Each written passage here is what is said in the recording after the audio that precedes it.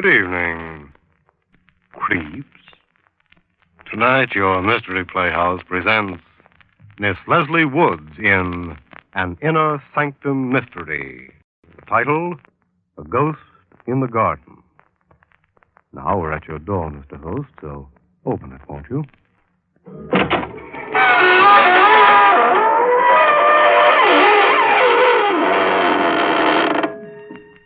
Good evening, friends of the Inner Sanctum. This is your host, inviting you in through the squeaking door. Come on in. Come in, join our happy little community. And if you're not very careful, maybe you can stay. It's happened to some of our nicest people, and believe me, they've never regretted it. As they always say, it's a place to rest your bones. Remember, ours is the only community that has no taxes, no housing problems, no inflation, and no politicians. Of course, it might seem a little dead to you, but that's the idea, isn't it?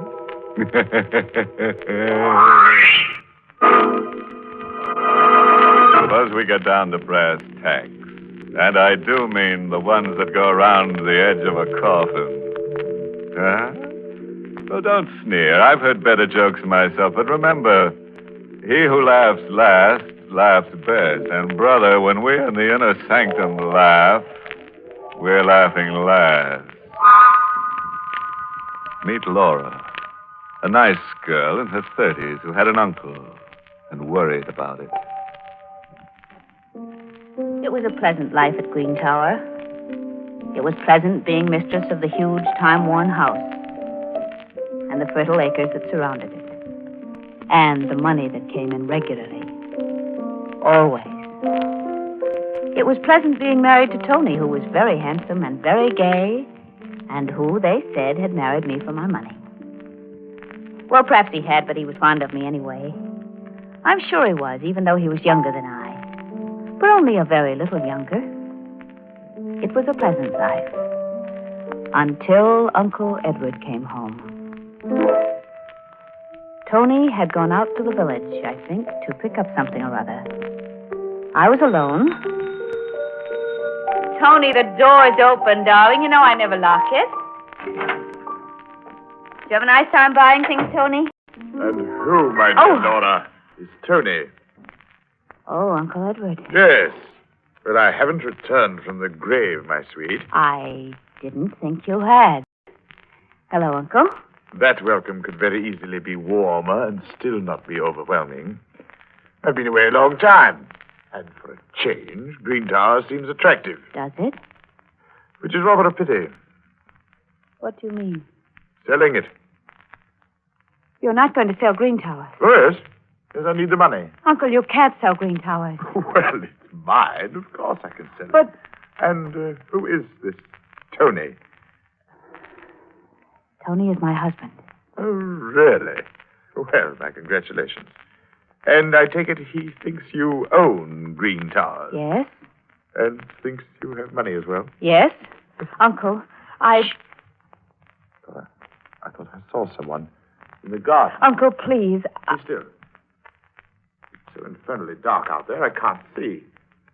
Might be some burglar fellow. He was standing with his back to the room, peering out into the garden. Uncle Edward, who had been away a long time and who had come back at last to shadow my life. He was not a very big man, my uncle. And when I came close to him, I realized that he was barely as tall as I. Uncle. I can't make out a thing.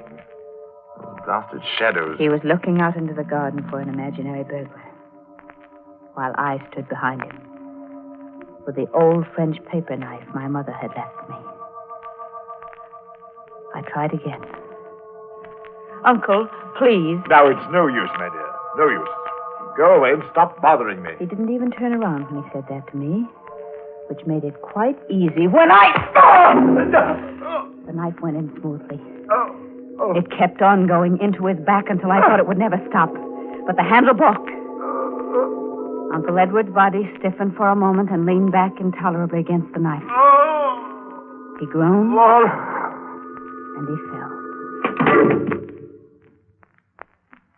After a moment, I bent over him. He was very silent. As silent as the dark garden. As silent as death.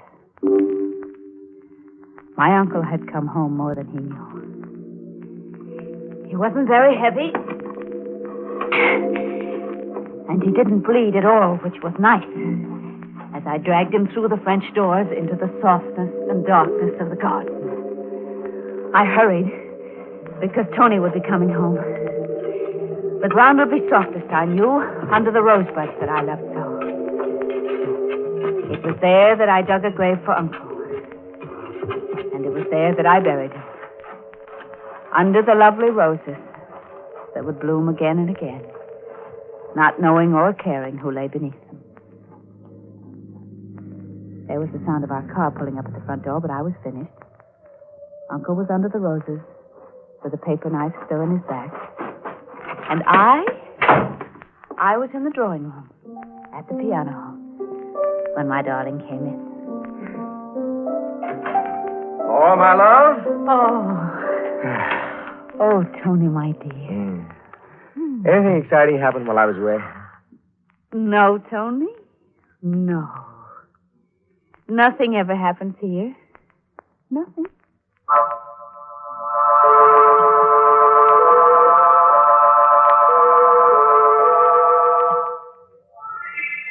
Oh, it's pleasant having breakfast in the garden, isn't it, Tony? Mm-hmm. Except for, look. Oh, dear. Mr. Stokes. Mm-hmm. Or windbag. Well, he's a very nice old gentleman, but he does talk a lot, and... Good morning, good morning. My, what a lovely sight you two make.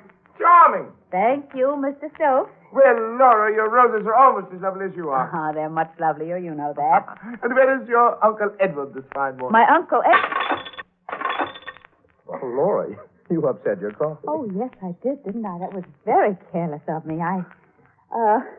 Well, Mr. Stokes, I suppose Uncle Edward is still abroad. Oh, my dear, my dear, I saw him last night here. Here? Well, on his way here, at any rate. I was driving. It was quite late. I saw him coming down the road. Oh, it wasn't Uncle Edward. No? No, well, isn't that funny? Well, I thought I could have recognized him anywhere. It wasn't Uncle Edward. Well, yes, of course. You know better than I, of course. Well, I must be getting old, eh? Well, that reminds me. Mrs. Stokes will have my head if I don't hurry back home. Goodbye. Goodbye. Who's, Uncle Edward, Laura? My uncle. I could have guessed that. Oh, yes, of course. I mean, my mother's brother. A poor relative? Why do you ask that? Well, you seemed so upset when Stokes mentioned his name. Oh, well, he is a bit. He sponges. I wouldn't have liked him. No, I don't think you would. So, isn't it lucky it wasn't Uncle Edward?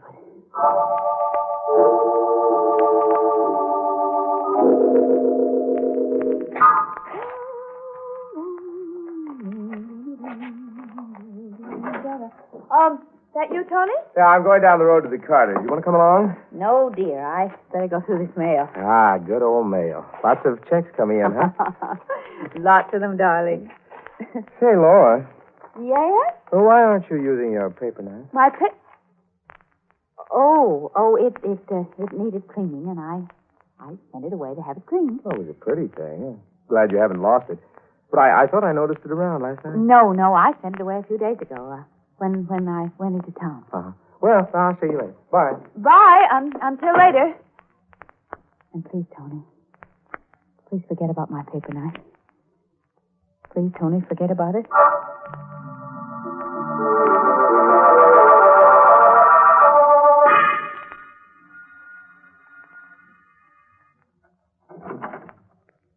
Oh, hello.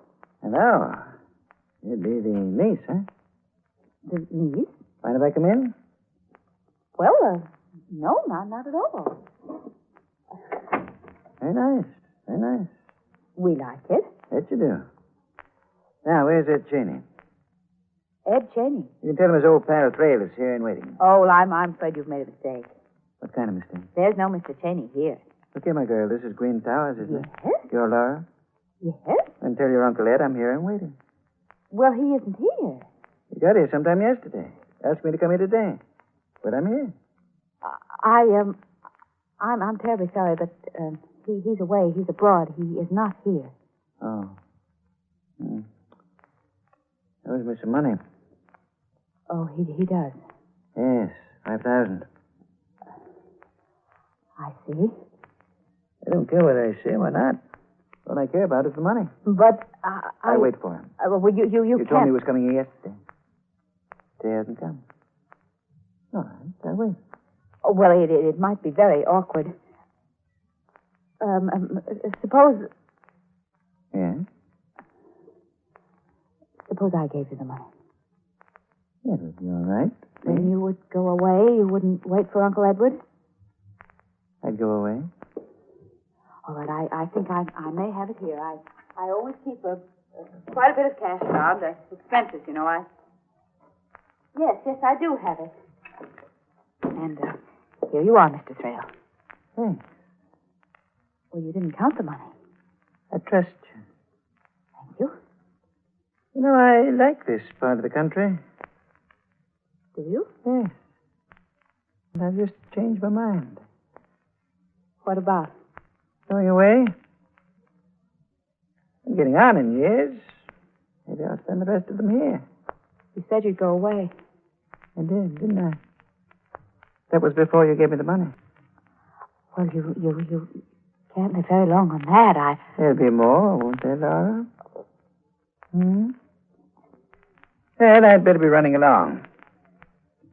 Find myself a nice place to live near the village. But, Mr. You see, I know Thrail... your Uncle Edward did come here last night. And he didn't owe me any money. I was trying to get a job from him. Oh. But this way is even better. Au revoir. Oh, no. Oh, no.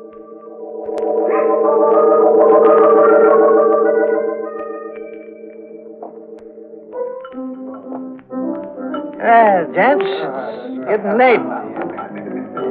I'll be going to my new little gray home in the west, eh? Nighty night. Good night. Old man Thrail will be back, though. Buy all the drinks he can stand. Hey. I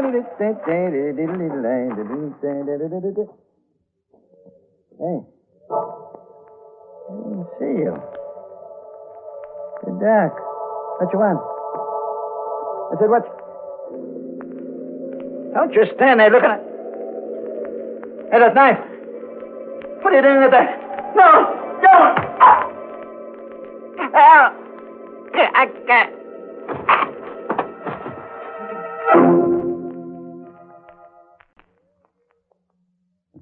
Well, you're all here waiting, eh?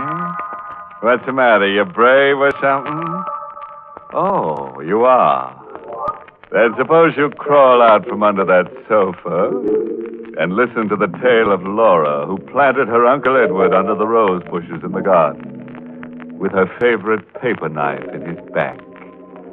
A Mr. Thrail tried to blackmail her, but one dark night, Mr. Thrail lost interest in worldly matters, lying down in the street with a knife in his heart.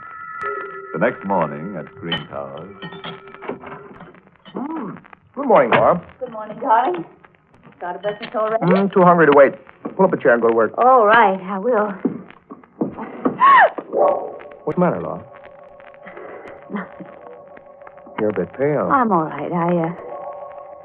Tony, who put those roses on the table? I did. They're blooming. I know how you love them. Well, thank you, darling. Say, terrible thing in the papers this morning. Oh? What? Man stabbed to death in the village.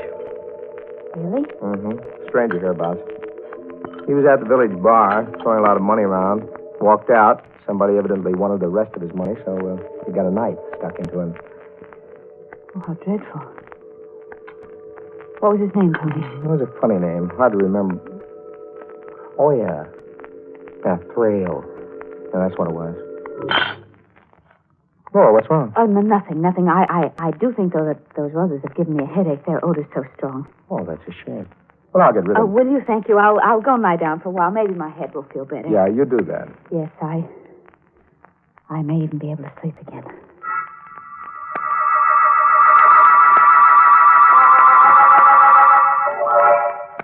Laura, Yes, sir. stop wandering about the room. Oh, I'm just a bit restless. Get your paper knife back from the cleaners yet? Paper?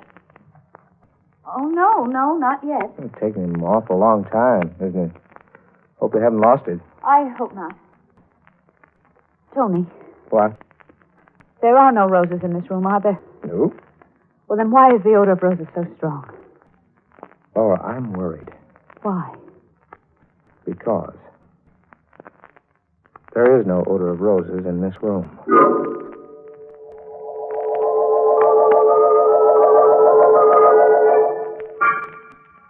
Good night, Tony, darling.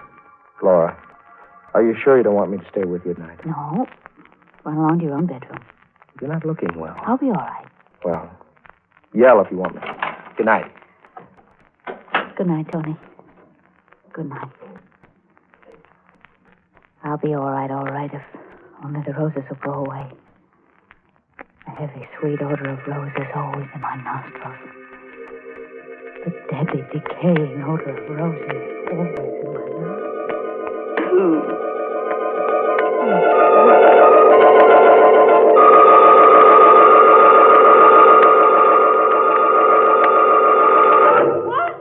What? Oh, for goodness sakes, I was asleep. And it was nothing. No. Oh, no, I don't hear anything.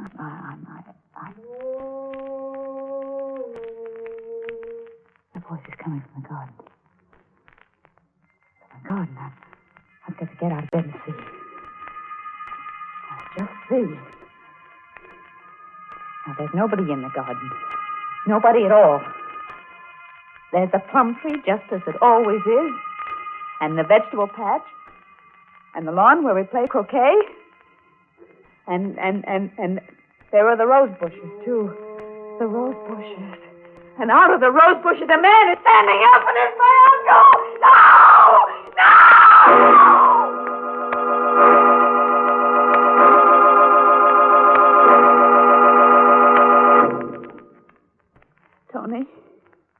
Tony, what did that doctor say? The consultant, I mean. I don't know. He's stopping by in a little while. He seemed a very strange man. Well, psychiatrist often... I knew he was a psychiatrist, darling. Tony, do you think Of course not. Because it's only that I smell roses when they're on. You're not crazy, Laura, and for heaven's sake. That must be the doctor now. Now, you'll be a good girl.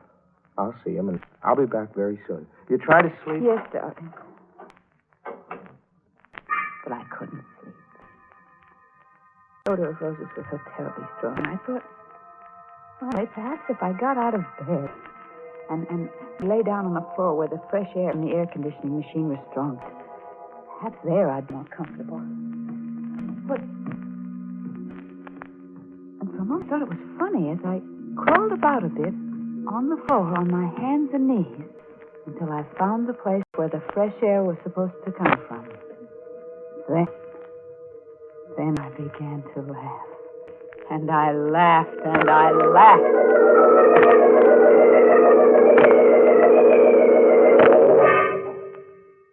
That night I waited till he slept. And I went downstairs into the cellar. And straight to the air conditioning machine which kept the house so fresh. And there, in front of the blower which drove the air through the pipes into my bedroom, I found a little bottle. It was a lovely little bottle with a crest on its little fat belly and the words, Attar of Roses on it. The bottle, you see, was open. And then I knew that I wasn't mad. And I also knew that the time had come for me to find my paper knife again.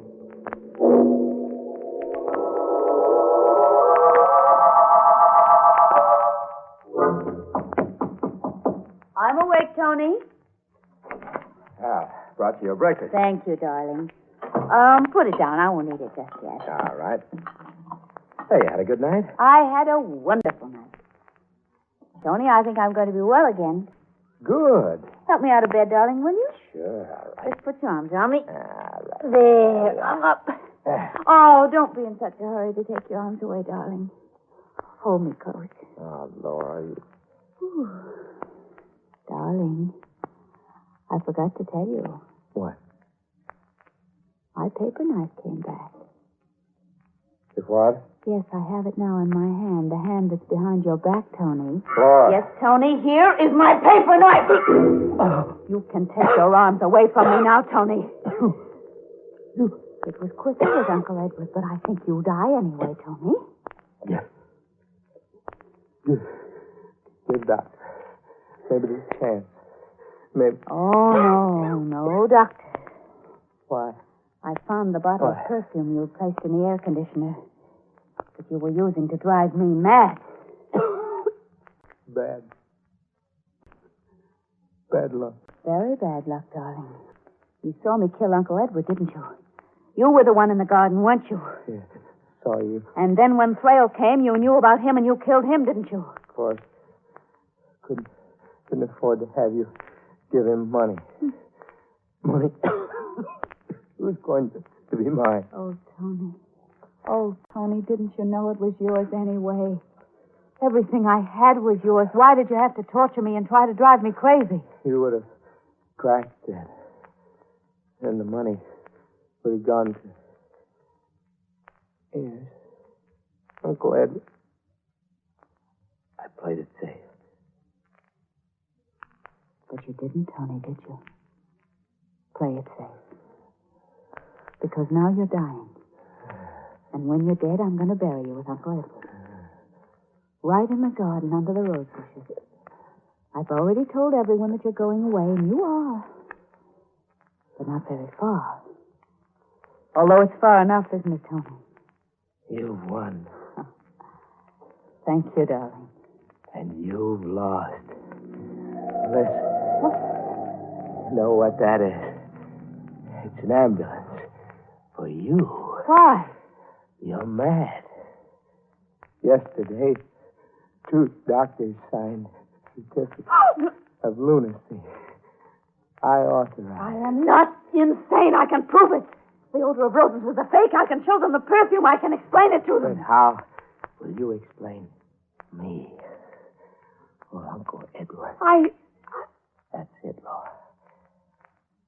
How will you explain us? Tony!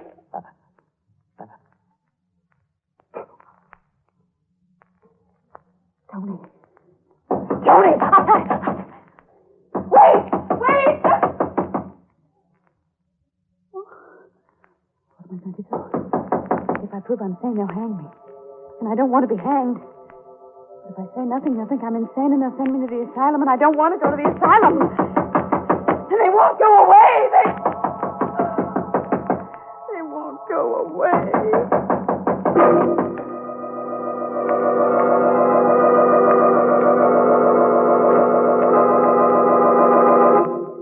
Well, that's the end of poor Laura, who was a handy girl with a paper knife, but who didn't do so well with her spring planting. Oh, and while I amble down to Green Towers to find out whether Laura's spending the winter in a padded cell or at the morgue, let me give you a bit of earnest advice. Never plant your uncle in the rose bushes if you're allergic to pollen. You might get a bad case of sleigh fever. Inner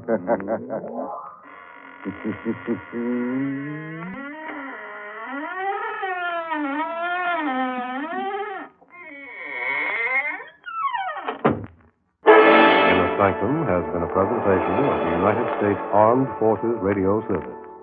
Voice of information and education.